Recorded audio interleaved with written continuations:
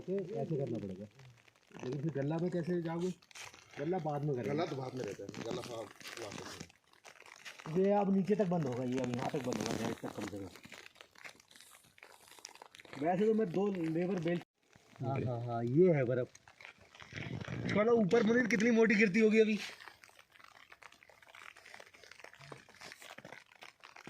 चले ऊपर चले क्या डिपर लेके? बस स्नोफॉल खत्म, नीचे को मारो या ऊपर को मारो, आपका सेंटर तक। ओह, इधर के पेड़ सफ़ेद नहीं हुए अभी, हो गए क्या? इन्होंने पेड़ भी सफ़ेद दिए। पुरानी करे कल की दे देता हूँ ना। कल भी बनाई आपने वीडियो है।